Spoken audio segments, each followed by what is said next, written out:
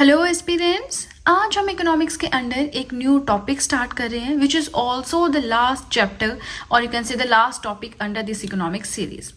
Topic का नाम है एक्सटर्नल सेक्टर। अब एक्सटर्नल सेक्टर क्या होता है, हम इसे एक्सटर्नल सेक्टर क्यों बोलते हैं, वो सब हम अभी पढ़ेंगे। फिलहाल आप ये देख लीजिए कि इसके अंडर हमें पढ़ना क्या है।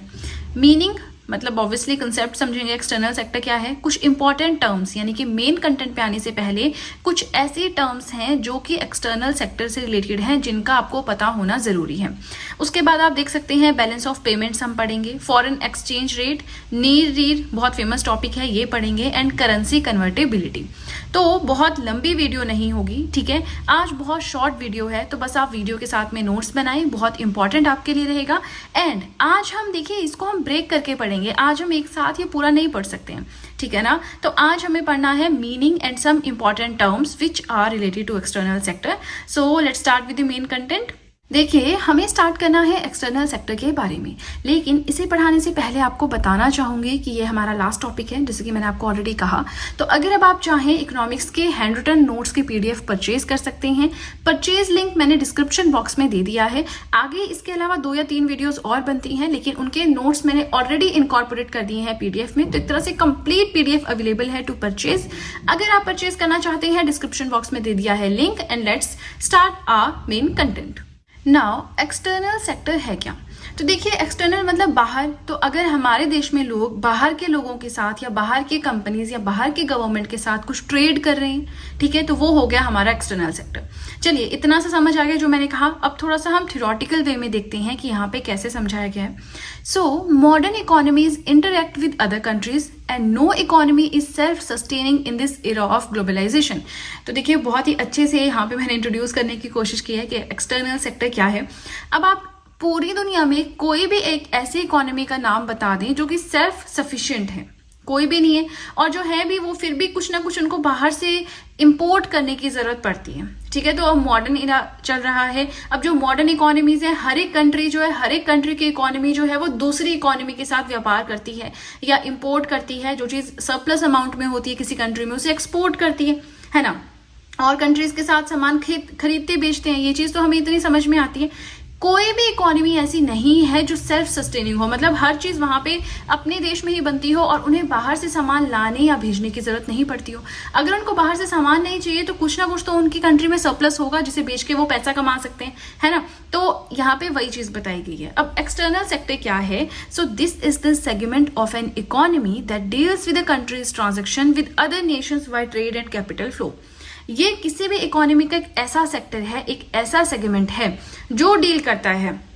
अब देखिए यहाँ पे सिंपल भाषा में बोले, एक देश है, ठीक है, यहाँ पे हम ले लें, एक इंडिया ले लिया हमने, एक हमने टर्की ले लिया। तो इंडिया में कोई ना कोई चीज होगी जो वो टर्की को बेचता होगा, टर्की के पास कुछ ना कुछ होगा जो इंडिया को बेचता होगा, इंडिया को नहीं बेचता होगा तो ईरान को भेजता होगा, रशिया को भेजता होगा, भूटान, बांग्लादेश, किसी ना किसी कंट्री के साथ टर्की भी व्यापार करता होगा, चाहे इंपोर्ट या एक्सपोर्ट। वही है यहाँ पे कि हर एक कंट्री दूसरी कंट्री के साथ जो है व्यापार करती है।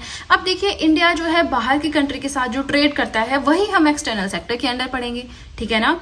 Now economic activities related to external sector include.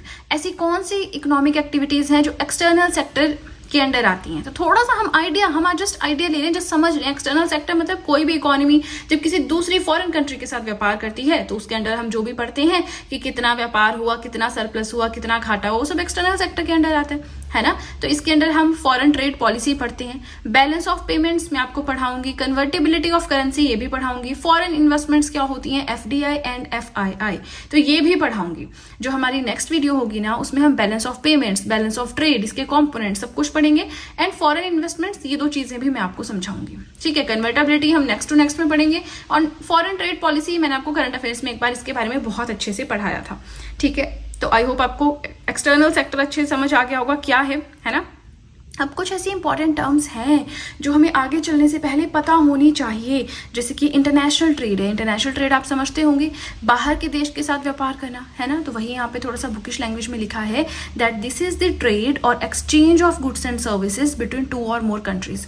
2 या 2 से ज्यादा देशों के बीच में जो व्यापार होता है गुड्स एंड सर्विसेज का, तो उसे हम इंटरनेशनल ट्रेड कहते हैं, ठीक है।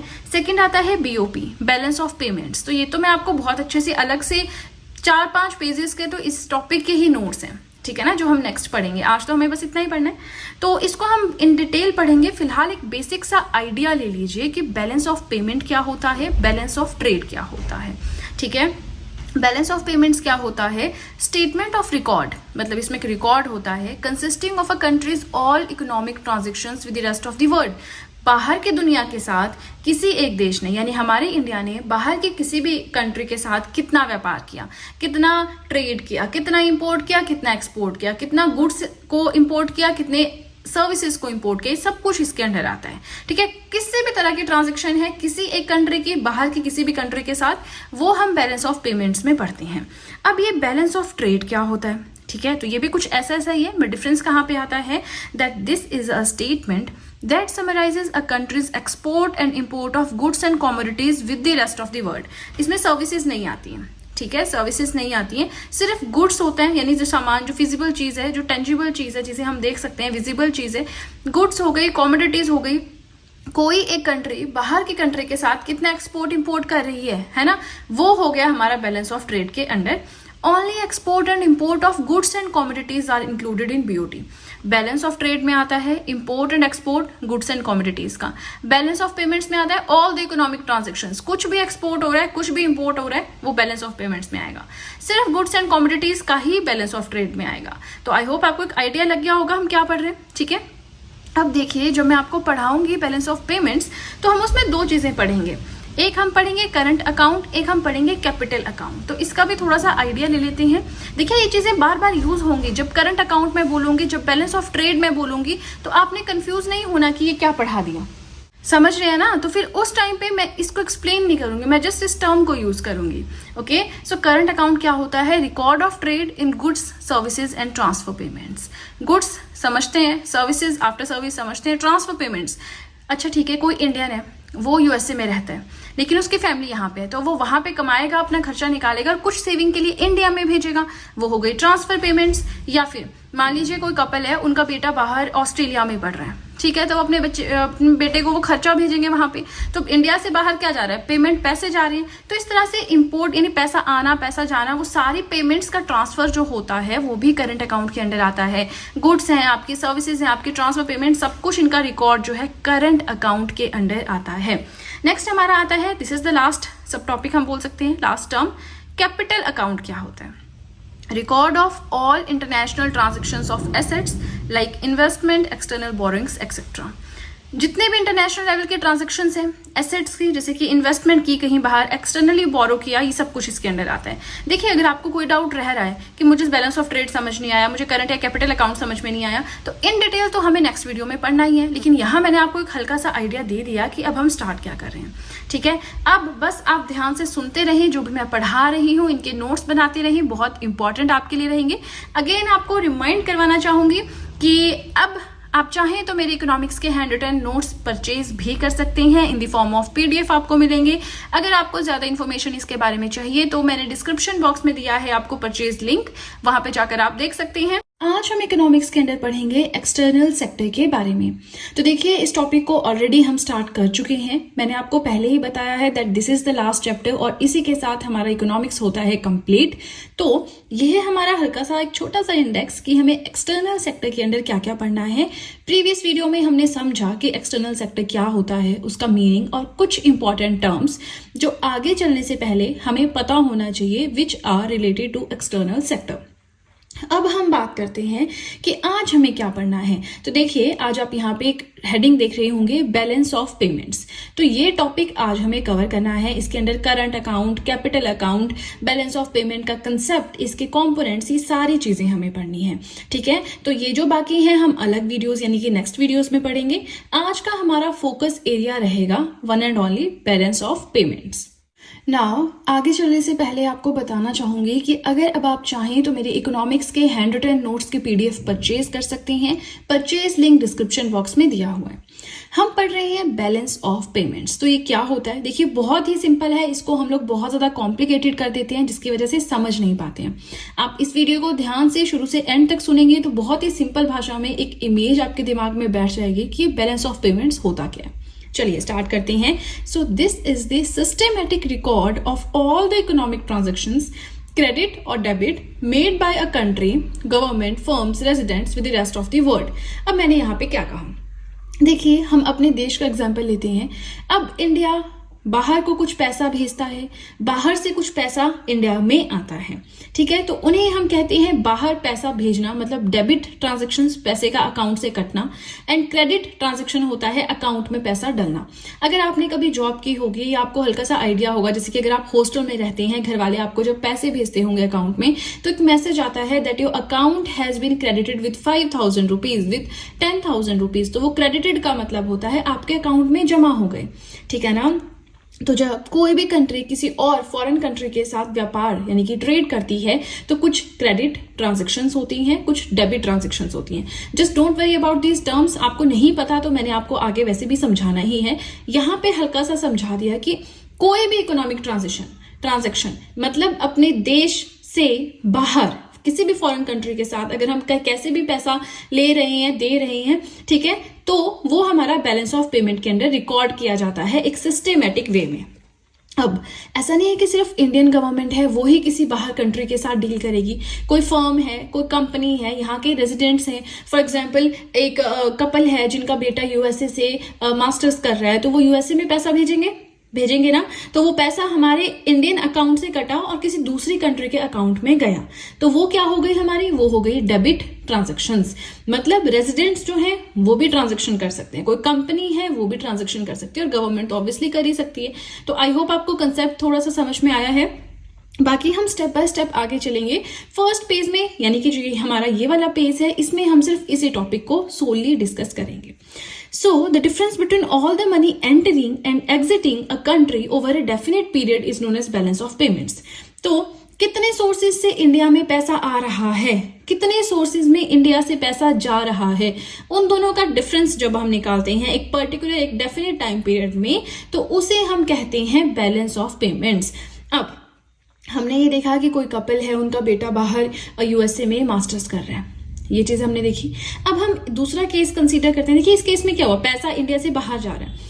दूसरे केस में आप ये मान लीजिए कि एक पर्सन है, काफी क्वालिफाइड है, वो यूएसए में बहुत अच्छी जॉब कर रहा है, अच्छा पैसा कमा रहा है, लेकिन उसकी फैमिली अभी उसके साथ यूएसए में शिफ्ट नहीं हुई है, वो लोग इंडिया में ही रहते हैं, और वो वहां से उन लोगों के लिए, अपनी फैमिली के लिए पैसा भेज रहे हैं कि सेव भी करो, घर भी बनाओ, अपने खर्चे भी चलाओ, सब कुछ करो, ठीक है ना।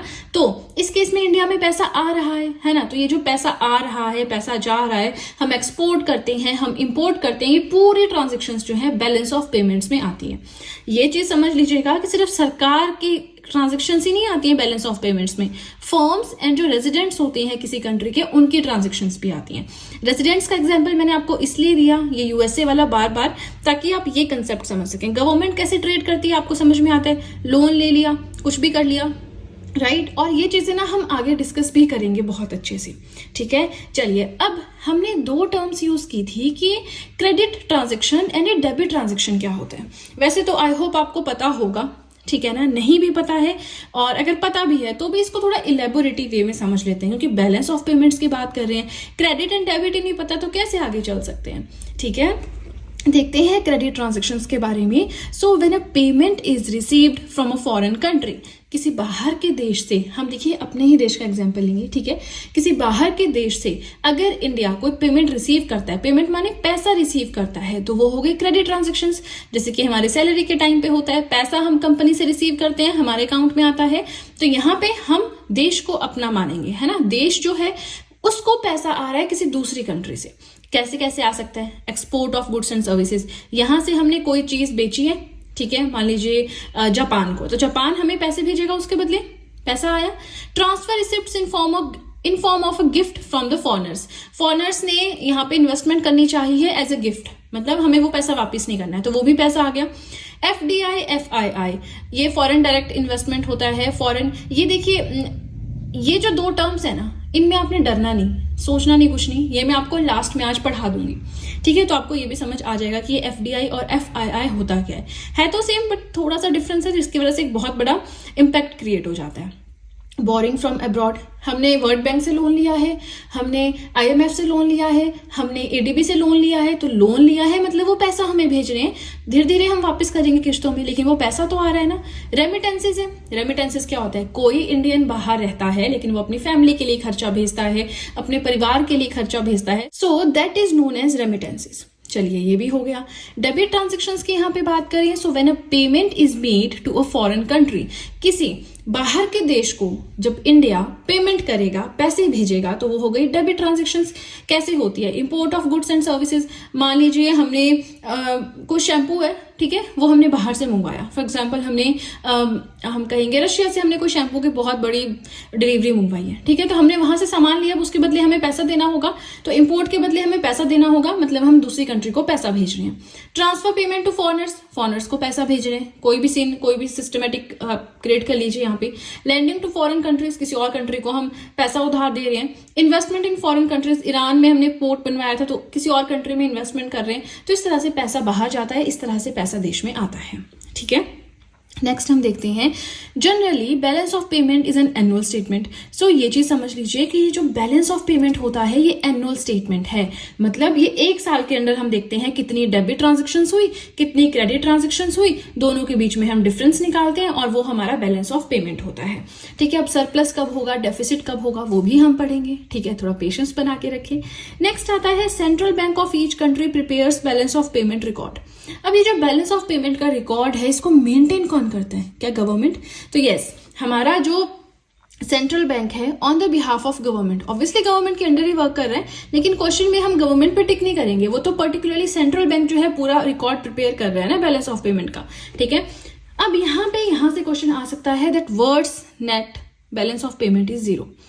पूरी दुनिया का जो बैलेंस ऑफ पेमेंट है वो जीरो है। कैसे जीरो है, चलिए देखते हैं। Since any countries debit is a credit for another country, कि अब देखिए इंडिया और टर्की का एग्जांपल लेते हैं। इंडिया यहां से पैसे भेज रहा है टर्की को, ठीक है, तो यहां से हम पैसे भेज रहे हैं, ठीक है, इसका मतलब हमारे लिए वो डेबिट ट्रांजैक्शन है, लेकिन टर्की के लिए तो वो क्रेडिट ट्रांजैक्शन है। तो इस तरह से अगर हम गोल गोल देखें तो हम पैसा जो भेज रहे हैं वो हमारा जो एक तरह से एक्सपोर्ट है वो किसी के लिए इम्पोर्ट है ना। तो ओवरऑल जो पूरा बैलेंस ऑफ पेमेंट है वो जीरो हो जाता है, पूरी दुनिया का बात कर रहे हैं, ठीक है। आई होप आपको ये कंसेप्ट समझ आया हो, आई होप मैं जस्टिस कर पाई हूँ इस लाइन के साथ, आपको समझा पाई हूँ। चलिए इसी के साथ फर्स्ट पेज हुआ कंप्लीट। अगेन थोड़ा सा मोटिवेट करना चाहूंगी कि नोट्स अपने आप से बनाएं अगर आपके पास टाइम है, और अगर आप फुल टाइम स्टडी ही कर रहे हैं, फुल टाइम सिर्फ प्रिपरेशन ही कर रहे हैं, नोट्स बनाएं। Indian economy hand written notes की प्लेलिस्ट मेरे यूट्यूब चैनल पे जाके चेक करें, वहां पे शुरू से लेकर अभी तक हर एक कंसेप्ट इकोनॉमिक्स का मैंने समझाया है, और बहुत ही सिंपल, बहुत ही इजी, बहुत ही देसी भाषा में समझाया है, तो मुझे नहीं लगता कोई भी आपको समझने में प्रॉब्लम आएगी, ठीक है। तो वीडियोस को देखिए और नोट्स जरूर साथ में बनाएं। और यस, अगर आप जॉब कर रहे हैं या कोई और इश्यू है, आप कॉलेज के साथ प्रिपेयर कर रहे हैं, तो उसके इसमें आप नोट्स भी परचेज कर सकते हैं, ठीक है।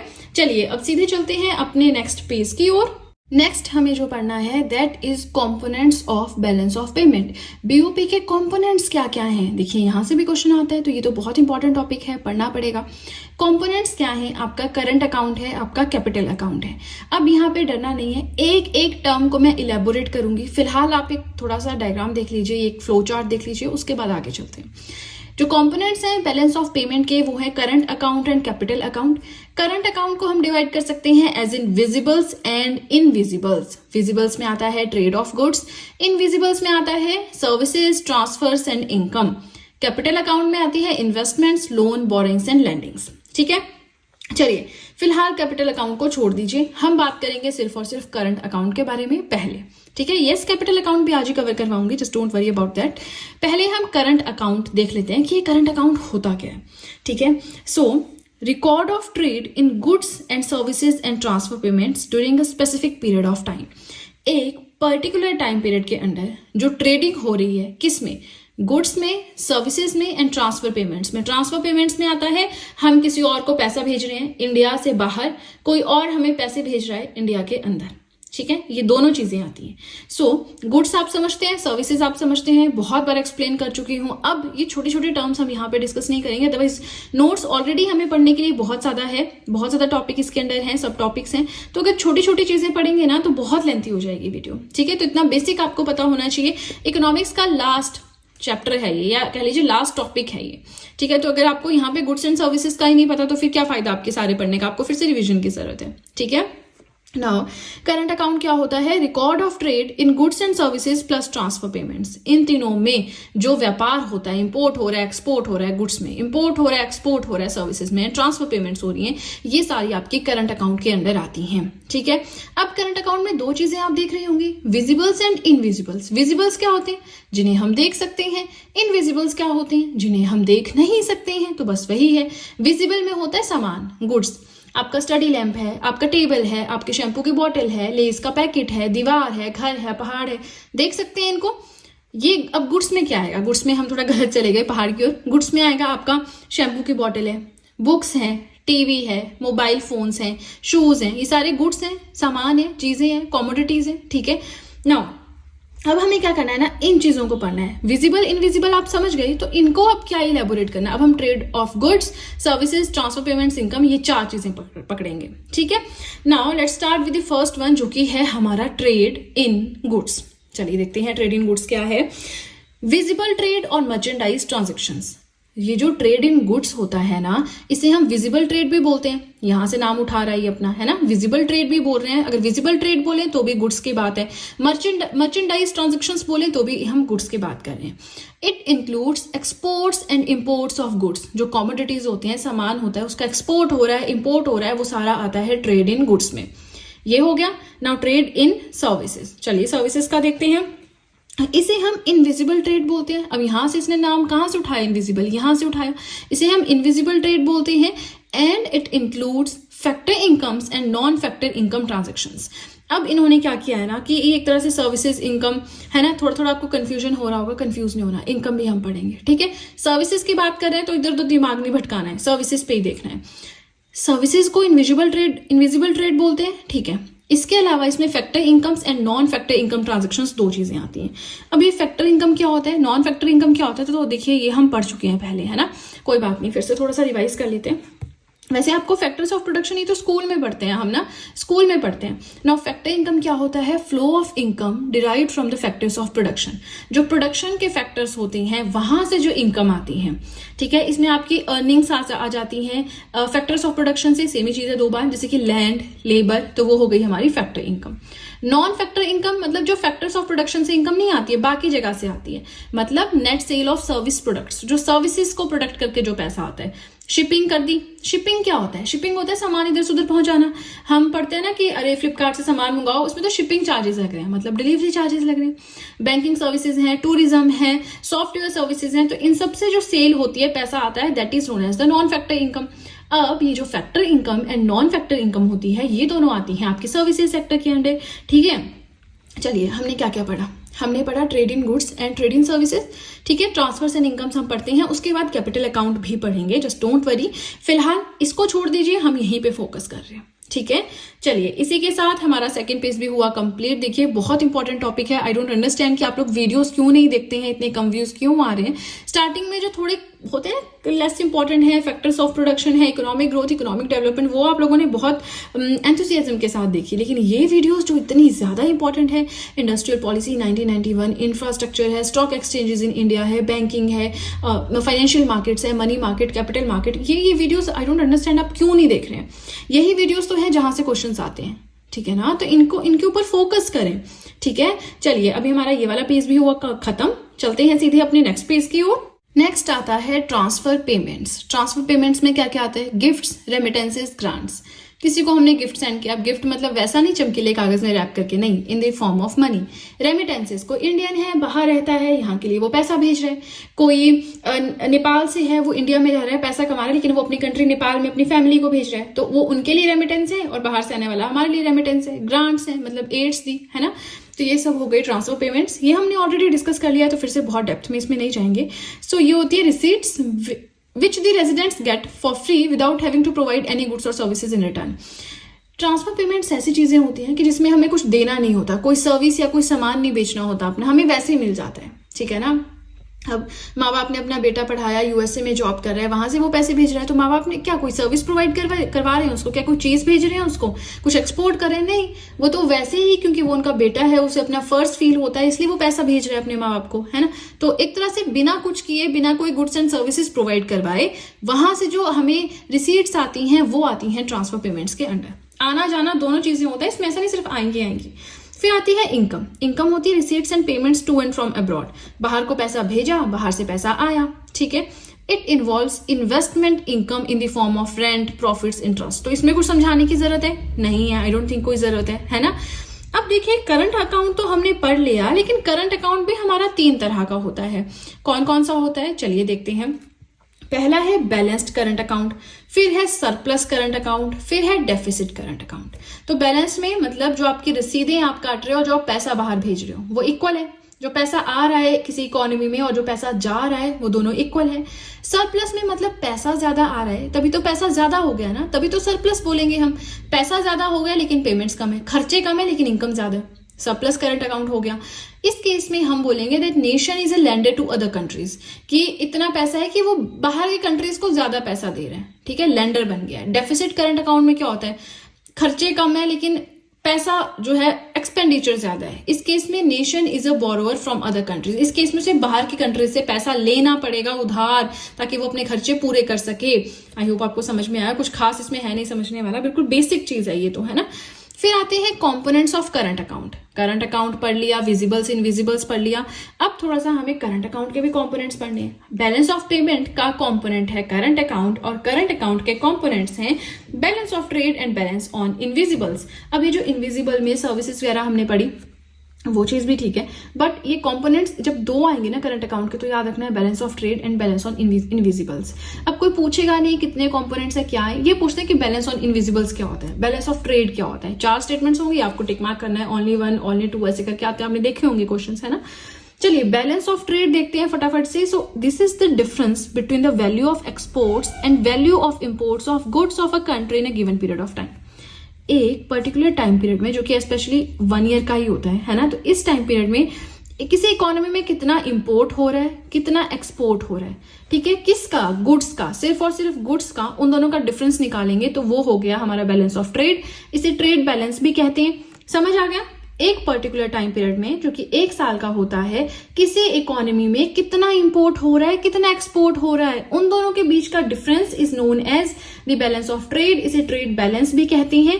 3 तरह से हम इसे क्लासिफाई कर सकते हैं। ट्रेड सरप्लस मतलब एक्सपोर्ट ज्यादा है, इंपोर्ट कम है, मतलब पैसा ज्यादा है। देखिए दुकानदार बैठा है, वो लेस का पैकेट बेच रहा है, तो पैकेट क्यों बेचेगा, जब उसके पास 20 रुपए आएंगे, पैसा चाहिए उसको बेचने के बदले। तो हम क्या कर रहे हैं यहाँ पे, एक्सपोर्ट ज्यादा है, मतलब हम बाहर के देशों को चीजें बेच रहे हैं, पर हम पागल थोड़ी है वैसे बेच रहे हैं, हमें पैसा चाहिए उसके बदले, मनी चाहिए, तो हम एक्सपोर्ट ज्यादा कर रहे हैं, उसके बदले पैसा ज्यादा आ रहा है। पैसा ज्यादा आ रहा है और इंपोर्ट कम हो रहा है, तो यहां से हम क्या समझे कि पैसा हमारे पास ज्यादा है, तभी ट्रेड सरप्लस है। बैलेंस ऑफ ट्रेड या बैलेंस्ड ट्रेड बैलेंस बोल लीजिए, हमारा एक्सपोर्ट इंपोर्ट दोनों इक्वल है, तो ये बैलेंस्ड वाली सिचुएशन तो हम वैसे ही खारिज कर देते हैं। ट्रेड डेफिसिट क्या होता है, एक्सपोर्ट कम है, इंपोर्ट ज्यादा है। इंपोर्ट माने बाहर से चीजें बहुत ज्यादा हम मंगवा रहे हैं। अब चीजें बाहर से ज्यादा मंगवा रहे हैं तो पैसा भी तो देना पड़ेगा, तब तो डेफिसिट क्रिएट हो रहा है, ठीक है ना। अभी भी बिल्कुल बेसिक चीजें, जैसे हमने ऊपर पढ़ा current account balance, surplus and deficit, वैसे ही ट्रेड बैलेंस है, सरप्लस, बैलेंस्ड एंड डेफिसिट, ठीक है। Now next is balance on invisibles. Invisible माने ऐसी चीजें, ऐसी सर्विसेज जो हम देख नहीं सकती हैं। इसमें आता है difference between the value of exports and value of imports of invisibles of a country in a given period of time. एक पर्टिकुलर टाइम पीरियड में कितना एक्सपोर्ट हो रहा है, कितना इंपोर्ट हो रहा है, कितना एक्सपोर्ट हो रहा है इनविजिबल्स का। अब ये इनविजिबल्स क्या होते हैं, सर्विसेज है, ट्रांसफर्स है, फ्लो ऑफ इनकम है। ये चीजें हम पढ़ भी चुके हैं, फिर से वही चीज नहीं रिपीट करेंगे, ठीक है ना। चलिए अभी हमें एक पेज और पढ़ना है। मैंने आपको पहले ही कहा था बैलेंस ऑफ पेमेंट ना बहुत बड़ा टॉपिक है, लेकिन है बहुत सिंपल। एक बार पढ़ लो, नोट्स बना लो, 2-3 बार उसको रिवाइज करो। आज एक बार रिवाइज करो, 3-4 दिन बाद फिर से रिवाइज करो। जब आप 3-4 बार रिवाइज कर लोगे ना इसको, आपको इतनी अच्छी कमांड आपकी इसके ऊपर हो जाएगी, बहुत ज्यादा कॉन्फिडेंस डेवलप हो जाता है, ठीक है ना। चलिए इसी के साथ हमारा आज का ये वाला पेज हुआ कंप्लीट। अभी टॉपिक कंप्लीट नहीं हुआ है, ठीक है। तो चलिए सीधे चलते हैं अपने नेक्स्ट पेज की ओर। अब हमें पढ़ना है कि एक कैपिटल अकाउंट क्या होता है। शुरू में हमने क्या किया, बैलेंस ऑफ पेमेंट्स हैं, दो तरह से क्लासिफाई कर सकती हैं, करंट अकाउंट है एंड कैपिटल अकाउंट है। अब ये जो कैपिटल अकाउंट है इसके बारे में अभी हमें पढ़ना है, ठीक है। तो it records all the international transactions of assets. Assets जो होती हैं इंटरनेशनल लेवल पे जो भी ट्रांजेक्शन्स उनकी होती हैं वो आती हैं कैपिटल अकाउंट में, जैसे कि मनी, स्टॉक्स, बॉन्ड्स, गवर्नमेंट डेब्ट, ये हम पढ़ चुके हैं, ठीक है। अब ये नहीं पूछना कि जी बॉन्ड्स क्या होते हैं, स्टॉक्स क्या होते हैं, ये चीजें मैं नहीं समझाऊंगी, इसके लिए अलग वीडियो बनाइए, वहां पे जाके देखें, ठीक है। तो इंटरनेशनल लेवल के जो ट्रांजेक्शन्स होती हैं एसेट्स में, एसेट्स समझते हैं anything that makes money for you. Assets and liabilities भी पढ़ाया है, स्टॉक्स, बॉन्ड्स, गवर्नमेंट डेब्ट, मनी, ये सब कुछ पढ़ाया है। छोटी छोटी चीजें हम यहाँ पे अब डिस्कस नहीं करेंगे। आपको मैंने पहले ही कहा ये लास्ट टॉपिक है, इसी के साथ हमारी इकोनॉमिक्स कंप्लीट होती है। अगर आपने शुरू से अभी तक प्लेलिस्ट नहीं देखी है मेरी पूरी, तो आप ये देख रहे हैं वेल एंड गुड, बट आपको अच्छे से कुछ खास चीजें इसमें समझ नहीं आएंगी। काइंडली आप जाएं और मेरे यूट्यूब चैनल पे प्लेलिस्ट है Indian economy hand written notes करके, वो शुरू से अभी तक देखें, ठीक है। और साथ में आप चाहें तो नोट्स भी परचेज कर सकते हैं, जिसका लिंक मैंने डिस्क्रिप्शन बॉक्स में दिया हुआ है। Now the purchase of an asset, चलिए छोड़िए, यहाँ पे एग्जाम्पल लेते हैं कि आपको बाहर जाकर एक नई ड्रेस लेनी है, ठीक है। ड्रेस आपको पसंद आ गई, आपने वो खरीदनी है, तो उसके बदले आप क्या देंगे, पैसे देंगे ना, ठीक है। अब इसी चीज को याद रखना, एसेट को आप ड्रेस मान लीजिए, ठीक है। So the purchase of an asset is a debit item on the capital account. जब हम कोई ड्रेस खरीद रहे हैं उसके लिए हम पैसा दे रहे हैं, और पैसा देना, अगर पैसा हमारी जेब से बाहर हमें देना पड़ रहा है तो वो डेबिट आइटम होती है, which means that money is flowing out of India, which means कि आपका पैसा आपकी जेब से बाहर जा रहा है उस दुकानदार के पास, उस शोरूम वाले के पास जिससे आपने ड्रेस लेनी है। यहाँ पे अगर हम एसेट खरीद रहे हैं किसी फॉरेन कंट्री का, तो हमारी जेब से पैसा जा रहा है, हमारे देश के अकाउंट से पैसा जा रहा है दूसरे इकोनॉमी के पास जहां पे हम एसेट खरीद रहे हैं, ठीक है। समझ में आया, ये हो गया खरीदना। And the sale of an asset is a credit item on the capital account. Capital account पे क्रेडिट आइटम क्या होती है, जब हमने बेच दिया कोई एसेट, इंडिया के पास कोई मान लीजिए एक बिल्डिंग है या कोई ऑफिस है, वो इंडिया ने बेच दिया किसी कंट्री को, कोई बाहर की कंट्री है, तो अब उसको बेच दिया, तो अब बेच दिया तो उसके बदले पैसा आएगा, तो वो हो गया credit item. Debit transaction, credit transaction इस वीडियो के स्टार्टिंग में ही पढ़ाया, अब इतनी छोटी छोटी चीजें मत एक्सपेक्ट कीजिएगा, ठीक है। सो कैपिटल अकाउंट पे डेबिट आइटम क्या होती है, क्रेडिट आइटम क्या होती है, इन दोनों का डिफरेंस कैपिटल अकाउंट बनाता है, ठीक है ना। It includes all those transactions which cause a change in the assets और liabilities of a country's resident और इट्स गवर्नमेंट। किसी देश के जो रेजिडेंट्स हैं, किसी देश की जो गवर्नमेंट है, अगर उनके एसेट्स एंड लायबिलिटीज में चेंजिंग हो रही है, कोई चीज बेच दी, हमने एसेट खरीद लिया तो एसेट्स बढ़ गए, एक एसेट हमने बेच दिया तो हमारे एसेट्स कम हो गए। इस तरह से कोई भी चेंज होता है एसेट्स एंड लायबिलिटीज में, तो वो सारी ट्रांजेक्शन्स हमारे कैपिटल अकाउंट में आती हैं। अब कैपिटल अकाउंट मैंने कहा था स्किप कर दीजिए, कहा था ना, क्योंकि उसका डायग्राम मैंने यहाँ पे बनाया है और यहाँ पे बहुत अच्छे से हम समझेंगे।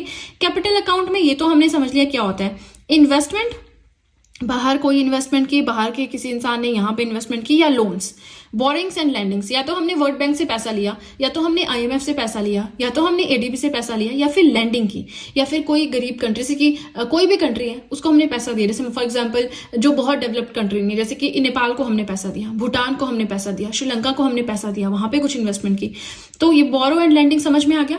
और ये सिर्फ गवर्नमेंट नहीं करती है, कोई फर्म है, कंपनी है, कॉर्पोरेशन है, वो भी कर सकती है, जो रेजिडेंट्स हैं वहां के वो भी कर सकते हैं, ठीक है ना। अब हम बात करेंगे इन्वेस्टमेंट्स क्या होती हैं। अभी जो दो चीजें हैं ना यहाँ पे, इन्हें हम पढ़ेंगे। लोन्स तो मैं आपको नहीं पढ़ाऊंगी, बोरिंग्स लैंडिंग्स आप समझते हैं, इन्वेस्टमेंट्स को पकड़ते हैं, इस पे थोड़ा सा डिस्कस करने की जरूरत है। सो इन्वेस्टमेंट क्या होती है, it includes all the investments by the rest of the world in shares of Indian companies, real estate etcetera. बाहर की कोई इकोनॉमी है, ठीक है, वो इंडियन कंपनीज में शेयर्स परचेज करती हैं, इंडिया के रियल एस्टेट में पार्टिसिपेट करती है, वो होती है इन्वेस्टमेंट, ठीक है। हम भी इन्वेस्टमेंट करते हैं बाहर, जैसे कि ईरान में कोई पोर्ट हमने खरीद लिया, श्रीलंका में कोई चीज हमने खरीद ली, है ना, वो तो सिंपल है। लेकिन कोई बाहर से हमारे देश में इन्वेस्टमेंट करेगा, वो दो तरह की होती है, FDI and FPI, foreign direct investment and foreign portfolio investment. अब ये दो चीजें हमें समझनी जरूरी है, ठीक है ना। बस इतना हमें पढ़ना है, हमारा अब टॉपिक कंप्लीट है। पर इसे समझें, ऐसा नहीं कि स्किप कर देना, यहाँ पे ये जरूरी है, यहाँ से बिल्कुल स्टेटमेंट्स एज इट इज उठ के आती हैं। तो एफडीआई एफपीआई दोनों ही इन्वेस्टमेंट में आती है, foreign direct investment and foreign portfolio investment. Foreign direct investment में क्या होता है, it involves buying of share और इक्विटी। कोई शेयर है, कोई इक्विटी है किसी कंपनी में, उसको खरीद लेना। बाहर की कोई कंपनी है या बाहर का कोई बहुत रिच पर्सन है, उसने इंडिया में कोई मान लीजिए एबीसी कंपनी है, उसके शेयर्स को खरीद लिया। अब उसने उसके शेयर्स को क्यों खरीदा? पहली चीज तो उसके पास सरप्लस अमाउंट है, उसे कंपनी अच्छी लगी, उसे कंपनी प्रॉफिटेबल लगी, उसने सोचा चलो शेयर यहाँ पे शेयर परचेज कर लेते हैं। एजेंडा क्या है उसका? With an agenda to participate in the management of the company.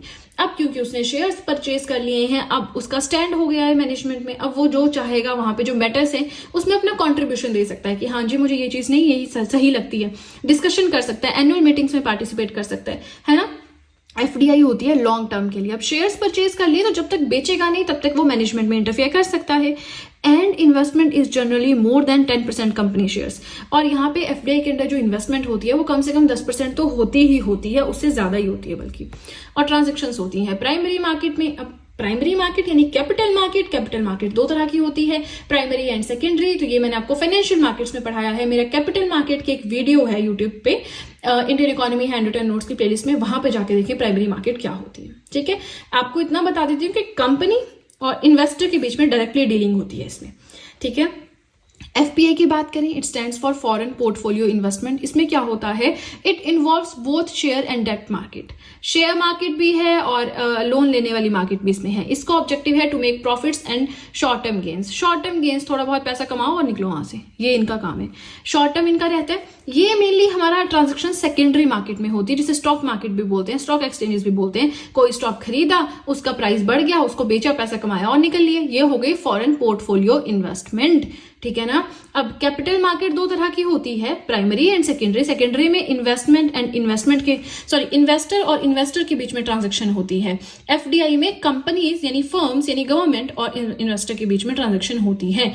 अब यही इन्वेस्टर जाके यहाँ पे पहले वाला आई बन जाता है। ये मैं नहीं समझाऊंगी, वीडियो ऑलरेडी बहुत लेंथी हो गया है। और आप मेरी financial markets, industrial policy, infrastructure, stock exchanges, ये सारी वीडियोस देखें। ठीक है ना। लास्ट वाले टॉपिक्स बहुत बहुत ज्यादा जरूरी हैं। ठीक है, मीनिंग, कुछ important terms and balance of payments क्या होता है, इसके कॉम्पोनेंट्स क्या है, करंट एंड कैपिटल अकाउंट क्या होता है, वो सब कुछ हम डिस्कस कर चुके हैं। ये एक हल्का सा इंडेक्स है कि हमें एक्सटर्नल सेक्टर के अंदर एक्चुअल में पढ़ना क्या होता है। ठीक है, तो आज की डेट में यानी आज की वीडियो में हमें जो पढ़ना है, मतलब जो सब टॉपिक कवर करना है एक्सटर्नल सेक्टर के under, that is foreign exchange rate. Rupee appreciate कर रहा है, रुपी डेप्रिशिएट कर रहा है, रुपी की वैल्यू बढ़ रही है, रुपी की वैल्यू घट रही है, तो इसका क्या मतलब होता है। एक तो हम ये समझेंगे, दूसरा हम समझेंगे types of exchange rates and India कौन सा एक्सचेंज रेट फॉलो करता है। उसके अलावा थर्ड हम पढ़ेंगे नीड एंड रीड क्या होता है। ठीक है, बहुत ज्यादा नहीं है, थोड़ा सा ये वाला पार्ट एप्रिसिएशन एंड डेप्रिसिएशन वाला पार्ट है जो अंडरस्टैंड करने वाला है, बाकी ये तो बिल्कुल सिंपल चीजें हैं। ठीक है, और इसी के साथ ये हमारी सेकेंड लास्ट वीडियो है इकोनॉमिक्स का। उसके बाद हम करेंसी कन्वर्टेबिलिटी नेक्स्ट वीडियो में पढ़ेंगे, जो कि लास्ट लेक्चर होगा। उसी के साथ आप फिर नोट्स अपने वीडियोस को देखकर बना सकते हैं। प्लस अगर अब आप चाहें तो मेरे इन हैंड रिटन नोट्स को परचेज कर सकते हैं। PDF is available to purchase now and description box में लिंक दे दिया है मैंने, तो वहां पे जाइए और परचेज लिंक पे क्लिक कीजिए एंड देन आप परचेज कर सकते हैं। ठीक है ना। चलिए, तो अब ये हमारा इंट्रोडक्शन हुआ, आप सीधे चलते हैं अपने मेन कंटेंट की ओर। सबसे पहला टॉपिक जो हमें पढ़ना है that is foreign exchange rate, price of one currency in terms of another. तो हम हमेशा जब भी आईएनआर यानी इंडियन रुपी की बात आती है तो हम उसे हमेशा डॉलर से कंपेयर करते हैं। ठीक है, हम बोलते हैं कि इंडिपेंडेंस के टाइम पे बहुत कम था। आज की डेट में अगर बात करें 80 के अराउंड हमारा जो $1 है वो 80 रुपीज का है ना। तो 80 रुपए देने पड़ेंगे अगर हमें $1 खरीदना है, $1 अगर हमें चाहिए, या फिर हमें यूएसए की जो स्टॉक मार्केट है वहां पे एक्सचेंज करना है, तो वहां पे $1 का कोई चीज खरीदने के लिए हमें 80 रुपए देने पड़ेंगे। ठीक है ना। $10 का कोई प्रोडक्ट खरीदना है, $10 का कोई शेयर खरीदना है, तो हमें 10 गुना 80 800 रुपए देने पड़ेंगे। तो समझ रहे हैं एक्सचेंज रेट कि एक प्रोडक्ट यानी $1 का प्रोडक्ट समझिए, $1 खरीदने के लिए आपको कितने रुपए देने पड़ रहे हैं। एक करेंसी का प्राइस दूसरी करेंसी के कंपैरिजन में हम बोलते हैं ना कि इंडिया का $1 पाकिस्तान के $2 के इक्वल है, यूएसए का $1 इंडिया के 80 रुपए के इक्वल है। तो यही हमारा एक्सचेंज रेट होता है। चलिए और भी सिंपल भाषा में समझते हैं। Exchange rate, foreign exchange rate क्या करता है? It links the currencies of different countries and enables the comparison of international cost and prices. अलग अलग कंट्रीज की जो करेंसीज हैं, देखिए चाइना की युआन है, यूएसए का डॉलर है, ब्रिटेन की पाउंड है, इंडिया का आईएनआर है, समझ रहे हैं? हर एक कंट्री की अपनी करेंसी होती है। तो फॉरेन एक्सचेंज रेट के थ्रू अलग अलग कंट्रीज की जो करेंसीज हैं उन्हें आप लिंक कर सकते हैं, उनके बीच में कंपैरिजन कर सकते हैं। जैसे कि यहाँ पे बात करें, अगर $1 हमारा राइट नाउ 80 रुपए के बराबर है, so the exchange rate is ₹80 पर डॉलर। तो एक्सचेंज रेट भी यही होगा। अगर देखिए $1 आपका 80 रुपए के बराबर है, तो हम बोलेंगे दैट एक्सचेंज रेट जो है वो है ₹80 पर डॉलर, $1 पे 80 रुपए, ठीक है ना। अब ये कैसे इंक्रीज होता है, कैसे डिक्रीज होता है, सब कुछ हम पढ़ेंगे। बस थोड़ा पेशेंस बना के रखें, पहले आप सुनिए मैं क्या बोल रही हूँ, फिर देख देख के नोट्स बनाएं, ठीक है। Now a currencies exchange rate reflects the relative demand among the holders of two currencies. अगर देखिए हम बात करें कैसे करेंसी का प्राइस बढ़ जाता है, कैसे एकदम घट जाता है। दो करेंसीज हैं, दो कंट्रीज हैं, तो अगर किसी एक करेंसी की डिमांड पूरी दुनिया में बहुत ज्यादा है तो उसका प्राइस बढ़ जाएगा, अगर उसकी डिमांड कम हो रही है तो प्राइस कम हो जाएगा। अच्छा चलिए, आप एक शॉप का एग्जाम्पल लीजिए। आप एक शॉप में जा रहे हैं, या आप कोविड का एग्जाम्पल लेते हैं। सैनिटाइजर की बॉटल अगर हम बात करें 30 से 45 या 50 रुपए उसका प्राइस होता था, जो छोटी बॉटल थी, लेकिन उसे कोई पूछता था किसी ने? कभी मैंने तो कभी सैनिटाइजर सुना ही नहीं कि सैनिटाइजर भी कुछ होता है। मैं सीधी चीज बताऊं, ये क्वारंटीन, सैनिटाइजर, ये सब नई टर्म्स हैं जो हमने कोविड-19 के दौरान सीखी समझी, है ना। ये जो सैनिटाइजर्स होते हैं एकदम से एमर्ज हुए मार्केट में, तो अब सबने दुकानों में थोड़े बहुत रखे होते थे, मे बी मेडिकल वाले यूज करते हो, आई डोंट नो। बट अब क्या हुआ, जब एकदम से आया न्यूज में कि सैनिटाइजर यूज करो, तो जिनके घर में छोटे बच्चे हैं, बुजुर्ग हैं, वो बहुत होते ना सचेत हो गए कि नहीं, हमें सैनिटाइजर लाना है अपनी फैमिली के लिए। तो उस टाइम पे अब क्या हुआ, डिमांड इंक्रीज हो गई सैनिटाइजर्स की, हो गई ना। तो अब डिमांड इंक्रीज हुई, अब दुकानदार देखता है, अरे यार 45 रुपए की बॉटल है, मैं तो 100 रुपए की बेचूंगा, खरीदनी है तो खरीदो, नहीं तो जाओ। क्योंकि उसको पता है कि सप्लाई कम है लेकिन डिमांड बहुत ज्यादा है, तो जिनको चाहिए, जिनको जरूरत है, जिनके घर में बच्चे हैं या बूढ़े हैं, उनको तो ज्यादा इफेक्ट है ना। यूथ तो फिर भी कोई ना कुछ हो जाए, यूथ को तो यूथ टॉलरेट कर लेता है, हमारी टॉलरेंस, हम स्ट्रांग होते हैं इस एज में। बच्चे नाजुक होते हैं, बुजुर्ग तो वैसे ही नाजुक होते हैं, है ना। तो यही चीज है कि डिमांड बढ़ी ना, यहाँ पे एकदम से सबको सैनिटाइजर चाहिए, मार्केट में तो वही है जो है, तो इसकी वजह से उन्होंने प्राइस बढ़ा दिया। और ये चीज हुई है, जो कुरकुरे, लेज, आटा, चावल, जो जिनकी दुकानें थी डेली नीड्स की, मैंने, हमारे एरिया में तो ऐसा कुछ नहीं हुआ है, बट मैंने न्यूज में देखा है कि लोगों ने प्राइस बढ़ा दिए थे, जो शॉपकीपर्स थे या जो सुपरमार्केट वाले थे उन्होंने, ठीक है। तो अब ये तो हमने प्रोडक्ट समझा, सैनिटाइजर समझ लो, सैनिटाइजर ही आपका डॉलर है ना। तो सैनिटाइजर की डिमांड बढ़ रही है, प्राइस बढ़ गया, डॉलर की डिमांड बढ़ रही है, प्राइस बढ़ गया, ऐसे समझ लो, ठीक है ना। चलिए आगे चलते हैं, अब हम थोड़ा सा और अच्छे से इसे समझते हैं। If US dollar stronger than the rupee, then demand for dollars is more than the demand for rupee. अगर हम बोलें कि यूएस डॉलर जो है, वैसे हमें पता ही है डॉलर स्ट्रॉन्ग है रूपी से, क्योंकि अगर डॉलर वीक होता तो 1 रुपी कुछ डॉलर्स के बराबर होता, समझ रहे हैं। अगर हम बोलें कि 1 रुपीज, हमारा 1 रुपी जो है दैट इज इक्वल टू $10, तो यहाँ पे समझ आया कि हमारे रुपये की वैल्यू है। अब ये तो हमें साफ साफ पता, ये जो $1 है वो कभी 79 होता है, कभी 82 होता है, इसी रेंज में रहता है ना। इससे ये चीज तो समझ में आती है कि रुपी से स्ट्रॉन्गर है। चलिए हम इस पर्सपेक्टिव में नहीं जाते हैं, फिलहाल आप इतना समझ लीजिए या इतना मान लीजिए चलिए कि रुपी, हमारी जो करेंसी है, उससे ज्यादा स्ट्रॉन्ग है US डॉलर। तो इसका मतलब क्या है? इसका मतलब ये है कि डिमांड जो है डॉलर की ज्यादा है मार्केट में than the demand for rupee. Demand dollar की ज्यादा है than the demand for rupee. And ये जो डिमांड है ये किस पे डिपेंड करती है कि जी US डॉलर की डिमांड बढ़ गई और रुपी की कम हो गई, कैसे, क्यों, क्या रीजन है? It depends upon the relative demand for the goods and services of the two countries. मान लीजिए USA कोई प्रोडक्ट बना रहा है, ठीक है, वो प्रोडक्ट पूरी दुनिया में, वो प्रोडक्ट ब्रिटेन को चाहिए, जर्मनी को चाहिए, फ्रांस को चाहिए, नाइजीरिया में चाहिए, अर्जेंटीना में चाहिए, सबको चाहिए, ठीक है। तो अब इसकी वैल्यू बढ़ जाएगी, अरे ये तो ऐसा प्रोडक्ट प्रोवाइड करवा रहा है, सबको चाहिए, तो ये अपना प्राइस बढ़ा देगा। दूसरी साइड में मान लीजिए इंडिया कोई कुछ भी बना रहा है, कोई भी प्रोडक्ट है, जैसे कि मान लीजिए टेबल्स या स्टडी लैम्प, कुछ भी बना रहा है ना, उसकी डिमांड बहुत ज्यादा नहीं है मार्केट में, वही 4-5 नेशंस के साथ जिसके साथ इंडिया डील करता है उन्हीं के साथ, उन्हीं को डिमांड है, बाकी कोई नई डिमांड, कोई मतलब बहुत सुपीरियर नहीं मानते लोग उसको, बहुत अच्छा नहीं मानते, नहीं खरीद रहे हैं, नहीं उनको चाहिए। तो उस केस में इंडियन रुपये की जो डिमांड है वो ऑब्वियसली कम हो रही है, समझ रहे हैं, समझना ही है बस, ठीक है, और कुछ नहीं है इसमें। अब रिक्वायरमेंट, अब हमें क्या जरूरत है फॉरेन एक्सचेंज रेट के बारे में पढ़ने की, या फॉरेन एक्सचेंज रेट क्या होता है इसके बारे में जानने की। ठीक है ना। Now to purchase goods and services from a foreign country, USA से हम हमारा सामान आता है, ठीक है, मान लीजिए वहां से हमें आईफोन आते हैं, तो यहाँ पे जो आईफोन डीलर हैं वो खरीदेंगे, अपने उन्होंने गुड्स ले लिया, अब उसके बदले उनको पैसा देना पड़ेगा। अरे तो यूएसए का जो होलसेलर है वो थोड़ी बोलेगा मुझे इंडियन रुपी चाहिए, उसको चाहिए डॉलर, तो हम कन्वर्ट करवाएंगे पहले, फिर उसको जितना डॉलर उसका बनता है उतना देंगे, ठीक है। तो अब गुड्स एंड सर्विसेज परचेज करनी है किसी फॉरेन कंट्री से, क्योंकि देखिए कोई भी इकोनॉमी सेल्फ सफिशिएंट नहीं होती है, कोई भी इकोनॉमी हर एक चीज अपनी कंट्री के अंदर प्रोड्यूस करके उसे यूज नहीं करती है, उसे ग्लोबलाइजेशन एक टर्म हमने समझी थी, उसके ऊपर तो जाना ही पड़ता है ना। तो अब हमें बाहर के देश से गुड्स एंड सर्विसेज परचेज करनी है, तो ये हमारी रिक्वायरमेंट है, इसलिए हमें फॉरेन एक्सचेंज रेट के बारे में जानना, उसके बारे में पढ़ना, और इसकी जरूरत है। Buying assets in a foreign country, अच्छा ठीक है, जैसे आप मान लीजिए किसी एक गांव से है ना, तो आपको शहर में फ्लैट मिल रहा है, तो आप क्या नहीं खरीदेंगे, आप अफोर्ड कर पा रहे हैं, आपकी सैलरी अच्छी है, या फिर आपकी खेती बाड़ी जमीन बहुत है, या आपके पास पुश्तैनी बहुत पैसा है, तो आप एक फ्लैट खरीदेंगे ना शहर में, कि कल को मेरे बच्चों ने जाना हो, या मुझे कोई बीमारी हो जाए, या वैसे ही लग्जरियस फॉर्म में हम खरीदेंगे। वैसे ही जो लोग बहुत ज्यादा अमीर होते हैं वो फॉरेन कंट्री में एसेट्स खरीदते हैं। बात समझ में आ रही है ना। नेक्स्ट है sending gift to someone in foreign country. अच्छा, गिफ्ट मान लो, या मान लीजिए वही एक कपल है, उनका बेटा यूएसए से मास्टर्स कर रहा है, तो वो वहां पैसा भेजेंगे उसके लिए, है ना। गिफ्ट तो फिर अलग चीज हो गई, गिफ्ट भी वैसा है कि कोई वहां पे रह रहा है उसको आप गिफ्ट भेज रहे हो, पर वो आपको समझ हो सकता है ना आए। तो अब किसी कपल का बेटा है, वहां पे पढ़ रहा है, मास्टर्स कर रहा है, वो उसको पैसे भेजेंगे, तो क्या वो वहां पे इंडियन रुपी से काम चला लेगा? नहीं, उसे पहले वो सारे पैसे कन्वर्ट करवाने पड़ेंगे डॉलर्स में, उसके बाद वो उन्हें यूज करेगा। तो ये है रिक्वायरमेंट्स, हमें फॉरेन एक्सचेंज रेट के क्या इंपॉर्टेंस है, क्या रिक्वायरमेंट है।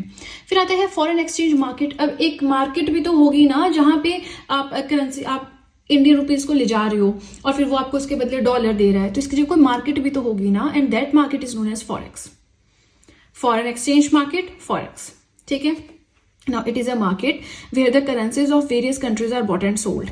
ऐसी मार्केट जहां पे अलग अलग कंट्रीज की करेंसीज को आप खरीद सकते हो, बेच सकते हो, दैट इज फॉरेक्स, है ना। बाकी एक्सचेंज तो हम देखिए, जैसे आप एयरपोर्ट पे जाते हो तो आई थिंक वहां भी हो जाते हैं, है ना, अलग अलग हम देखते हैं जैसे, तो अलग अलग जगह पे हो जाते हैं।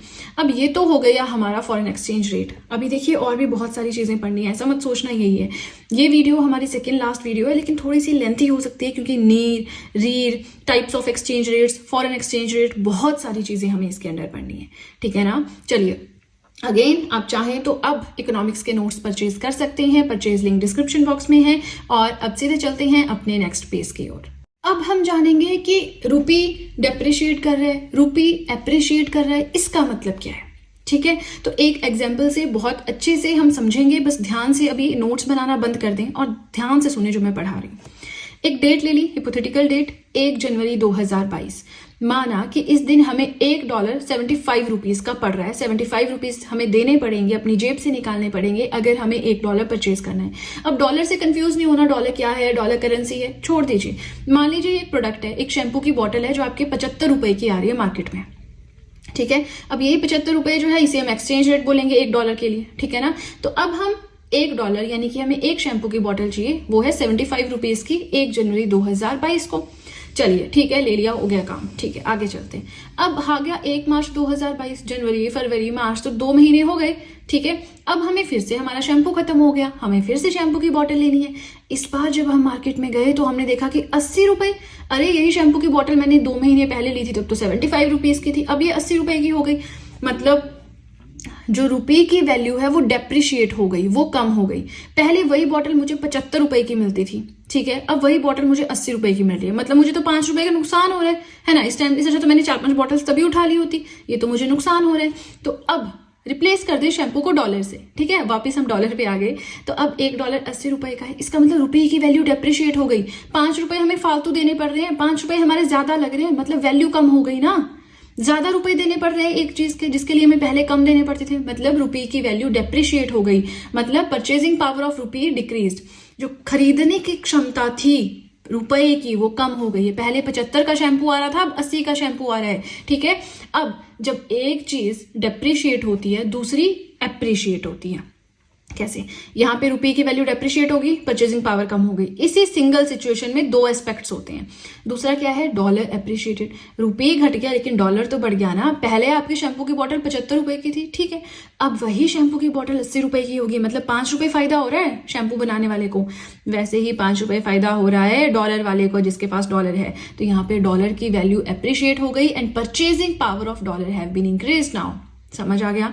चलिए अब अगली सिचुएशन है, फिर से आपने शैम्पू लिया, घर चले गए। अब आप आए 1 जुलाई 2022 में, मार्च, अप्रैल, मई, जून, 4 महीने बाद आप आए। आपको पता है कि 80 रुपए का, आप 80 रुपए अपने घर से लेकर आए हैं, पूरा 80 रुपए तैयार करके लाए हैं। लेकिन जब आप पहुंचे दुकान में, वो बोल रहा है भाई 70 रुपए दो। अरे हम तो खुश हो गए, अब तो हमें शैम्पू की बोतल सिर्फ 70 रुपीज में मिल रही है। समझ रहे ना? अब क्या हो रहा है? हम 80 रुपए लेकर आए थे, 70 रुपए मिल रही है, बहुत खुश हो गए। इसका मतलब रुपी स्ट्रांग हो गया। हमारा जो रुपी की परचेजिंग पावर थी वो स्ट्रांग हो गई, रुपी एप्रिशिएट कर गया। क्योंकि जो चीज पहले हमें 80 रुपए देने पड़ते थे, अब हमें सिर्फ 70 रुपए देने हैं। 10 रुपए तो हमारे बच रहे हैं, उससे तो हम कुछ और ले सकते हैं। तो यहीं पे अगर रुपी स्ट्रांग हो रहा है, रुपी एप्रिशिएट कर रहा है, तो हमारा डॉलर भी तो डेप्रिशिएट करेगा ना। सिंगल सिचुएशन में एक चीज बढ़ रही है, एक चीज घट रही है, ठीक है। चलिए अब हम थोड़ा सा और देखते हैं यहाँ पे, इन अ नटशेल इसको रिवाइज करने की कोशिश करते हैं। देखिए यहाँ से ना प्रैक्टिकली क्वेश्चंस आते हैं, ठीक है, फिर हम समझ नहीं पाते कि क्या हो गया, कहाँ से ये आ गए, तबाही है ना। So more Indian rupees out of pocket rupees weak. अगर आपको किसी चीज को खरीदने के लिए ना अपनी जेब से ज्यादा पैसे देने पड़ रहे हैं, जितने आप पहले देते थे उससे ज्यादा पैसे देने पड़ रहे हैं, मतलब रुपये की वैल्यू कम हो गई, वीक हो गई।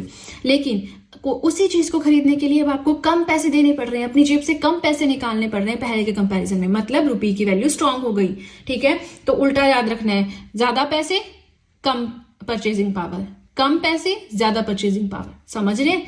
अब इन नटशेल हम समझते हैं कि ये रुपी एप्रिसिएशन और रुपी डेप्रिसिएशन का फायदा किसको होता है या नुकसान किसको होता है, ठीक है।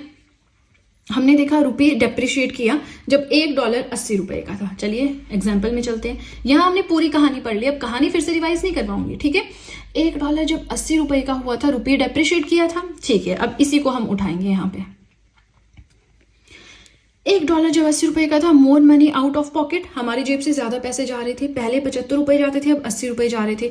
इससे प्रॉफिट होता है एक्सपोर्टर्स को। एक्सपोर्टर माने जो इंडिया से गुड्स, इंडिया की कोई फर्म है या गवर्नमेंट या कुछ भी कोई कंपनी है, इंडस्ट्री है, मैन्युफैक्चरिंग हब है, वो सामान भेज रहा है यूएसए को। अब यूएसए क्या करेगा? मनी पे करेगा, ठीक है। तो इंडिया वालों ने कह दिया है कि इतने रुपए लगते हैं, वो वहां पे यूएस डॉलर्स में भेजेंगे पैसा, तो $1 की वैल्यू तो बढ़ गई है ना।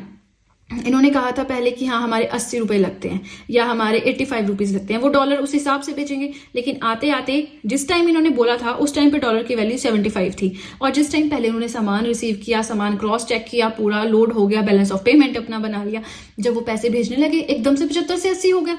तो हमने पहले मान लीजिए 75 रुपए के हिसाब से $10 की सेल की थी। $10 मान लीजिए, कैलकुलेट करने को ईजी है, वैसे तो हजारों लाखों में होता है।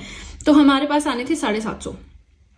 लेकिन जब पूरी क्रॉस चेक उसने किया, सामान आ गया, अब उसने भेज दिए हमें डॉलर, जी उसने भेज दिए हमें $10, लेकिन अभी तो डॉलर की वैल्यू 80 रुपए हो गई है, तो ये कितना हो गया? 800 रुपए, 50 रुपए का फायदा हो गया। समझ में आया? तो रुपये के डेप्रिशिएट करने का फायदा एक्सपोर्टर्स को होता है, ठीक है। उल्टा इसमें रुपी एप्रिसिएशन में होता है। तो क्या मुझे ये चीज समझाने की जरूरत है? नहीं, इसका उल्टा उल्टा जो मैंने बोला वो सारा रुपी एप्रिसिएशन में है, ठीक है ना। अब देखिए बार बार सेम चीज नहीं पढ़ाऊंगी, आप मुझे बताएं, आप देखें वीडियो, नहीं आपको समझ में आता है कोशिश करें समझने की, नहीं समझ में आता है तो ये फिर मैं आपको नेक्स्ट वीडियो में जब पढ़ाऊंगी करेंसी कन्वर्टेबिलिटी वहां पे एक्सप्लेन कर दूंगी, ठीक है। क्योंकि देखिए वीडियो काफी लेंथी हो रहा है, अभी हमें टाइप ऑफ एक्सचेंज रेट्स भी पढ़ने हैं। अगेन वीडियो के साथ में नोट्स बनाएं। देखिए नोट्स परचेज करने का ऑप्शन ऑब्वियसली अवेलेबल है, आप चाहें तो नोट्स परचेज कर सकते हैं। परचेज लिंक डिस्क्रिप्शन बॉक्स में दिया है, लेकिन बेटर होगा आप नोट्स अपने आप बनाएं अगर आप फुल टाइम सिर्फ प्रिपरेशन कर रहे हैं। लेकिन अगर आप जॉब कर रहे हैं, कॉलेज में है, नोट्स बनाने का टाइम नहीं है, उस केस में आप इन नोट्स को परचेज कर सकते हैं, ठीक है ना। चलिए अब सीधे चलते हैं अपने नेक्स्ट पेज की ओर। नेक्स्ट हमें जो पढ़ना है that is types of exchange rates. Exchange rates के टाइप बहुत सिंपल है, नाम से टफ लगते हैं, बहुत सिंपल है, फटाफट से कवर करेंगे। फिक्स्ड एक्सचेंज रेट क्या होता है? When countries agree to keep their currencies at a fixed rate. जब दो कंट्रीज ये एग्रीमेंट साइन करती हैं कि हम अपनी जो करेंसीज है उनको फिक्स्ड रेट पे रखेंगे, ठीक है। ये कौन करता है? सेंट्रल मॉनेटरी अथॉरिटी, यानी कि जो सेंट्रल बैंक होता है हर एक कंट्री का, वो एक चार्ट रिलीज करता है जिसमें वो बता देगा कि हाँ जी 1 रुपया इतने के इक्वल है, 1 पाउंड इतने के इक्वल है। वो अपनी करेंसी करेंसी को हर एक दूसरी करेंसी से इक्वल कर देगा।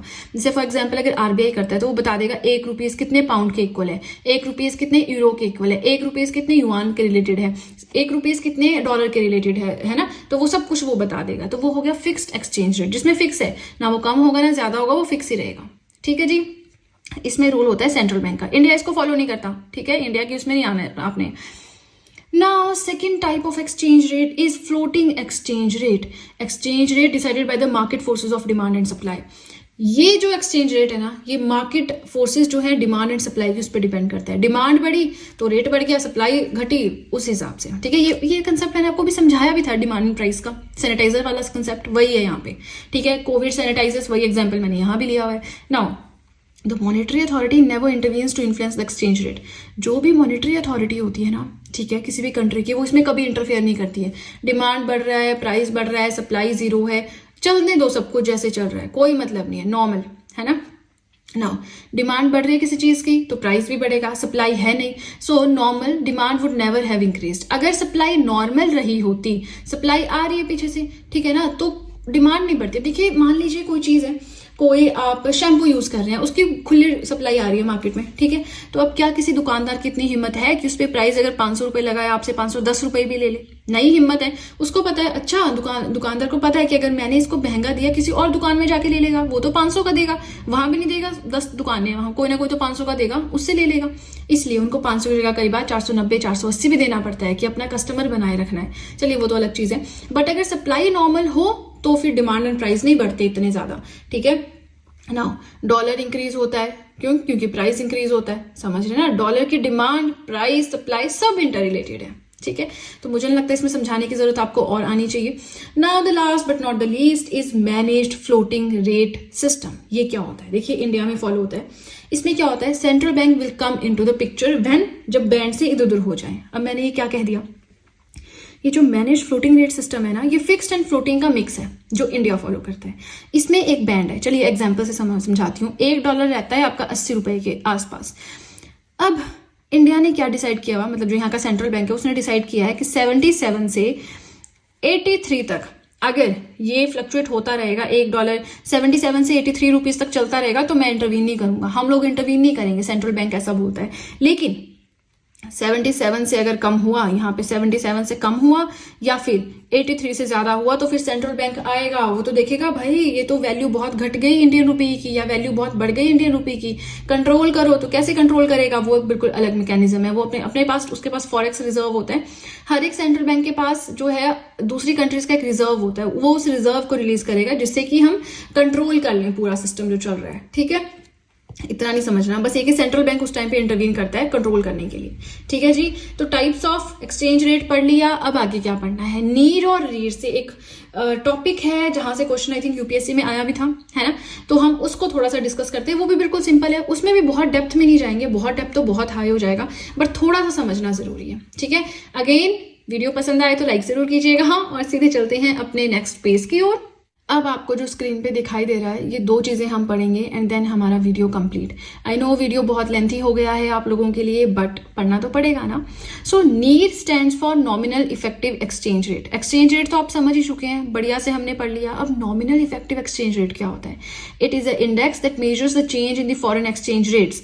फॉरेन कंट्रीज के साथ हमारे रुपए का एक्सचेंज रेट क्या चल रहा है वो हम पढ़ेंगे। ठीक है ना, अगर डिक्रीज हो जाए, ये एक इंडेक्स है एक्चुअल में, ये एक इंडेक्स है, याद रखना कि ये एक इंडेक्स है। NEER is an index, REER is an index, ठीक है ना।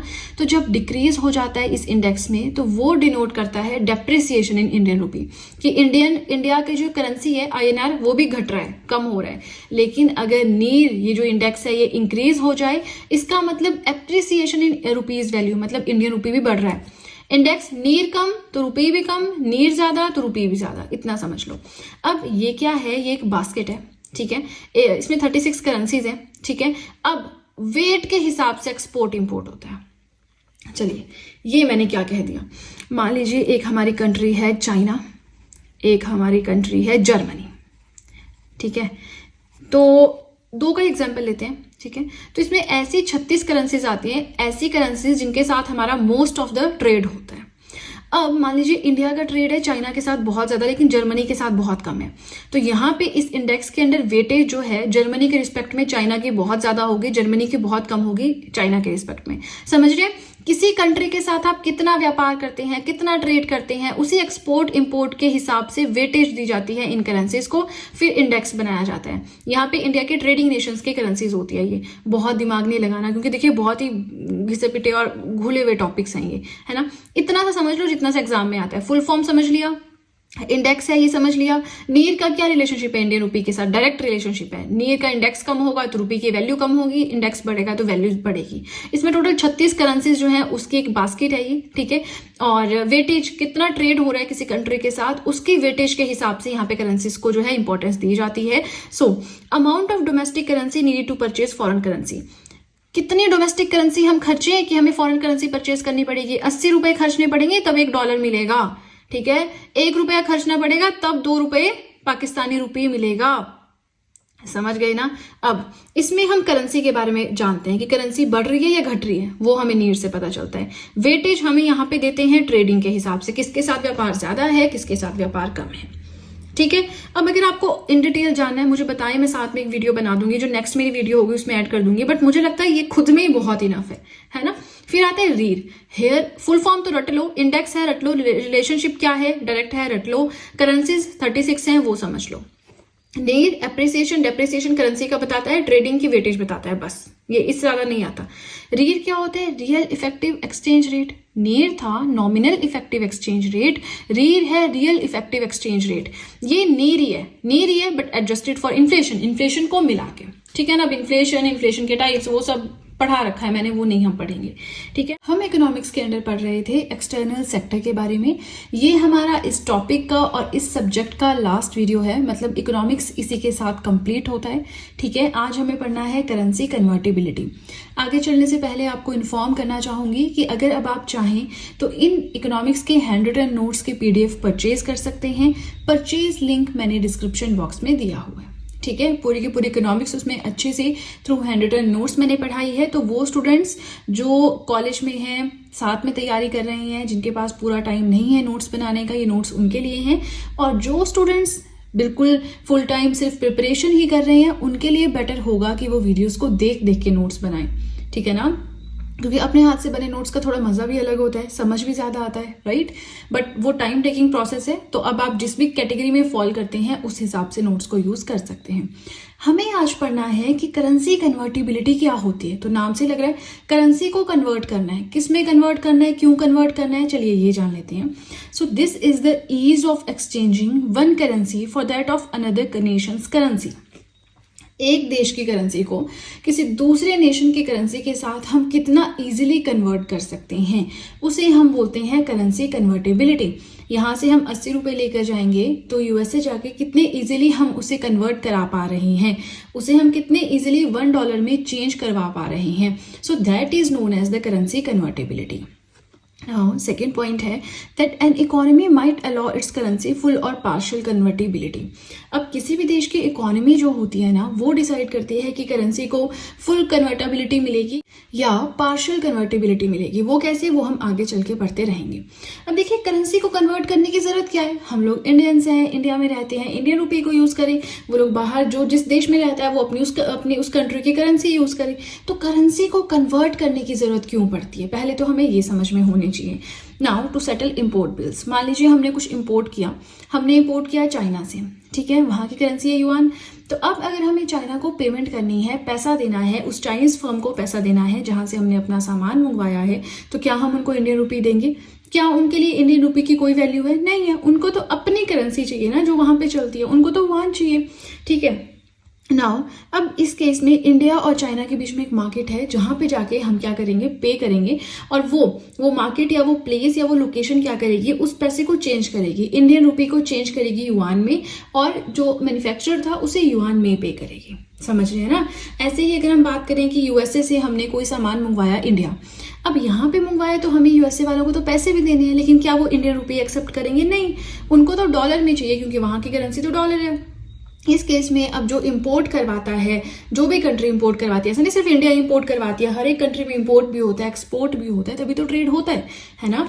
तो वो कंट्री जो इंपोर्ट करवा रही है उसे अपनी करेंसी को कन्वर्ट करना पड़ता है वहां की करेंसी में जहां से वो इंपोर्ट करवा रही है। ठीक है, तो एक तो ये रीजन होता है करेंसी को कन्वर्ट करने का, ये जरूरत होती है, रिक्वायरमेंट होती है। अब कुछ और भी रीजन है, जैसे टूरिज्म, घूमने फिरने जा रहे हैं जी, जर्मनी जा रहे हैं, क्या चलता है वहां पे, उस करेंसी में कन्वर्ट करवाने पड़ेंगे इंडियन रुपीस, यूरो चलता है। Medical treatment and many more reasons, कई बार कोई बीमारी हो जाती है, उसका इलाज इंडिया में नहीं है, आपको लंदन जाना पड़ेगा, आपको यूएसए जाना पड़ेगा, आपको किसी बाहर की कंट्री में जाना पड़ेगा, तो उस केस में भी आपको फिर करेंसी कन्वर्ट करवाने की जरूरत है। Indians purchasing assets in foreign countries, बाहर के देशों में जो इंडियंस हैं वो कोई एसेट्स भी परचेज करते हैं, तो उस केस में भी हमें क्या जरूरत है, करेंसी को कन्वर्ट करवाने की।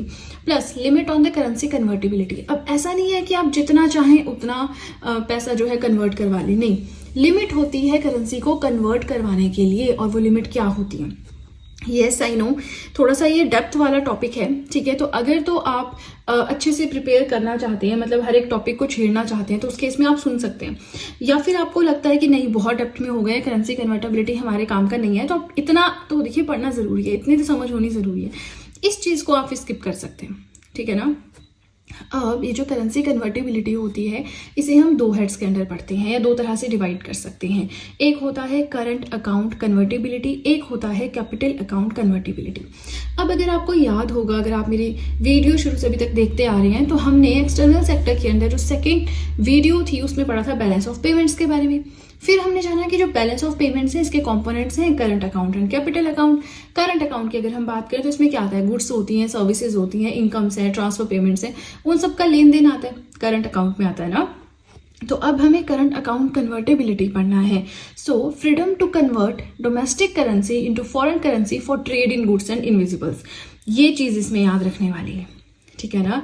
करेंसी को कन्वर्ट करवाना है हमने, अपने देश की करेंसी को कन्वर्ट करवाना है किसी दूसरी करेंसी में, क्यों, ताकि हम ट्रेड कर सकें गुड्स एंड इनविजिबल्स में। इनविजिबल्स माने सर्विसेज, ट्रांसफर पेमेंट्स, इनकम्स, ये टॉपिक मैंने पढ़ाया है, दैट इनविजिबल्स क्या होते हैं, विजिबल्स क्या होते हैं, इनविजिबल्स में ट्रेड क्या होता है, ट्रेडिंग इन इनविजिबल्स क्या होता है, सब पढ़ाया है ना।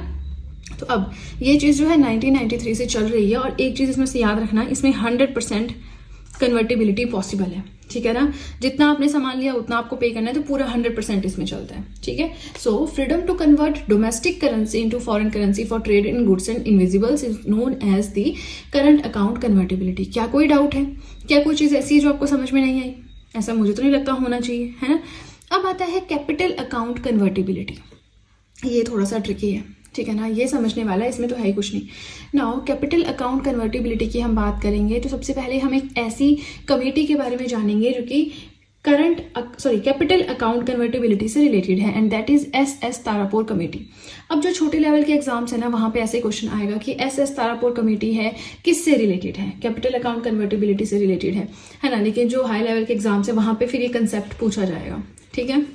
नाउ ये जो कैपिटल अकाउंट कन्वर्टेबिलिटी है इसमें 100% पॉसिबल नहीं है कन्वर्ट करवाना करेंसी को। ऐसा क्यों, देखते हैं। देखिए ये हमारी कंट्री है इंडिया, अगर 100% होती तो क्या होता, है ना। तो हम देखते हैं, फॉरेन कंट्री से लोग आएंगे, यहाँ पे इन्वेस्ट करेंगे। इन्वेस्ट करने के लिए उनको क्या करना होगा, उनको डॉलर को चेंज करवाना होगा INR में, जिससे अब डिमांड बहुत ज़्यादा हो रही है ना INR की। मैंने क्या कहा था आपको, किसी चीज़ की जब डिमांड बढ़ती है तो उसका प्राइस भी बढ़ता है। कोरोना के टाइम पे जब सैनिटाइजर्स की डिमांड बढ़ी तो उसका प्राइस भी बढ़ा। वैसे ही जो फॉरेनर्स यहाँ पे आएंगे, इन्वेस्ट करेंगे, डॉलर्स को चेंज करवाएंगे INR में, तो INR की वैल्यू बढ़ेगी, इंडियन रुपी की वैल्यू बढ़ेगी।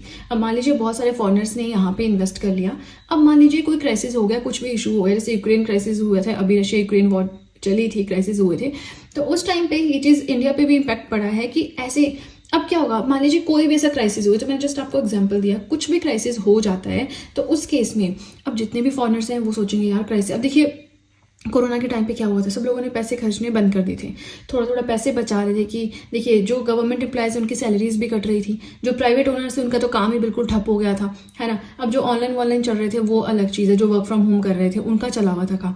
तो इस केस में क्या हुआ कि मनी सप्लाई कम हो गई मार्केट में, तो लोगों ने सोचा कि पैसे बचा के रखते हैं, कल को पता नहीं क्या ही बीमारी फैल जाए, क्या ही सिचुएशन हो जाए, तो उस टाइम पे लोग कम खर्चते और अपना पैसा बचाने की कोशिश करते हैं। तो वही चीज़ यहाँ पे होगी कि अगर क्राइसिस आ गया तो फॉरेनर्स फटाफट से पैसा लेंगे यहाँ से, INR को डॉलर में कन्वर्ट करवाएंगे और यहाँ से निकल लेंगे, क्योंकि उनको पता है कि यहाँ क्राइसिस चल रहा है, कुछ भी सिचुएशन हो सकती है, थोड़ा बहुत भी कम मिल रहा है, ले लो, इससे पहले पूरा का पूरा हमारा पैसा डूब जाए।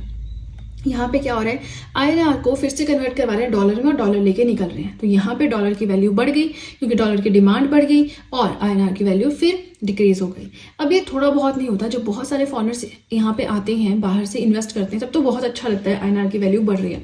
लेकिन जब वो जाते हैं तो यहाँ से एक तरह से सारा ही पैसा ले जाते हैं। समझ रहे हैं ना, कितने इन्वेस्टमेंट, फॉरेन इन्वेस्टमेंट्स हम पढ़ते हैं, वर्ल्ड बैंक की हेल्प से, ये उस कंट्री की हेल्प से ये चल रहा है ना। अगर वो मनी सारी ले जाएंगे तो इससे रुपये की वैल्यू बहुत वीक हो जाएगी, कोलैप्स हो जाएगा स्टॉक मार्केट में, क्योंकि इन लोगों ने स्टॉक मार्केट में भी जो है इन्वेस्ट किया होता है। इतना सारा पैसा निकालेंगे तो स्टॉक मार्केट में कोलैप्स हो जाएगा, लिक्विडिटी क्रंच, पैसा ही नहीं बचेगा मार्केट में, है ना। सो ये एक रीज़न है कि जो हमारा कैपिटल अकाउंट है इसमें 100% कन्वर्टेबिलिटी पॉसिबल नहीं है, ठीक है ना। This is why 100% convertibility on capital account is not allowed in India. समझ में आ गया? कोई डाउट, कोई ऐसी चीज़ जो अच्छी से नहीं आपको समझ आई हो? अब देखिए, इन चीज़ों को मैं और भी अच्छे से पढ़ा सकती थी, लेकिन जिस तरह से आप लोगों का रिस्पांस है, मुझे नहीं लगता कि आप लोग इतने डेप्थ में पढ़ना चाहते हैं। आप लोग सिर्फ फैक्ट्स एंड फिगर्स ही पढ़ना चाहते हैं, ठीक है। तो वैसे ही मैं आपको आगे से पढ़ाऊंगी। ये हमारा लास्ट वीडियो था इकोनॉमिक्स का, ये हो गया कंप्लीट। इसी के साथ अगेन बताना चाहूँगी, अगर आपने नोट्स नहीं बनाए हैं तो या तो शुरू से फिर से वीडियोज़ देखें, Indian economy hand written notes की प्लेलिस्ट पे जाके और नोट्स बना लें, या फिर नहीं आप बनाना चाहते हैं या आपसे नहीं बनते हैं तो PDF अवेलेबल है इकोनॉमिक्स के to purchase link is given in description box, जहाँ वहाँ पे लिंक पे क्लिक करें, डिटेल्स लें एंड देन आप परचेज कर सकते हैं, ठीक है ना। तो चलिए, इसी के साथ हमारा इकोनॉमिक्स का सफ़र हुआ ख़त्म। आई नो बहुत टाइम लग गया इकोनॉमिक्स पढ़ाने में, बट देखिए खुद भी पढ़ना पड़ता है, अलग अलग सोर्सेज रेफर करने पड़ते हैं, एक रफ सा पेज पे नोट्स बनाने पड़ते हैं कि कहीं कोई चीज़ छूट ना जाए, बार बार एडिट करना पड़ता है, तो काफ़ी टाइम लग जाता है, ठीक है ना। चलिए, अब आप मुझे कमेंट सेक्शन में बताएं आपको ये सीरीज़ कैसी लगी, आपको पढ़ने में मज़ा आया या नहीं आया, क्या आपका रिस्पॉन्स है मुझे बताएं, ठीक है। तो चलिए, इसी के साथ आज हमारा टॉपिक और सब्जेक्ट हुआ कंप्लीट। वीडियो पसंद आए तो लाइक ज़रूर कीजिएगा, चैनल को ज़रूर सब्सक्राइब करें, बेल आइकन को प्रेस करें, सो दैट मैं जैसे कोई वीडियो अपलोड करूं सबसे पहले नोटिफिकेशन आपके पास पहुंचे। प्लस जो भी आपके फ्रेंड्स हैं जो भी गवर्नमेंट एग्जाम्स के लिए प्रिपेयर कर रहे हैं, उनके साथ भी मेरे चैनल का लिंक ज़रूर शेयर करें, सो दैट इन हैंड रिटन नोट्स का उन्हें भी कुछ फ़ायदा हो सके। तो चलिए फ्रेंड्स, आज के लिए इतना ही, अब हम मिलेंगे नेक्स्ट वीडियो में। So that's it and see you soon.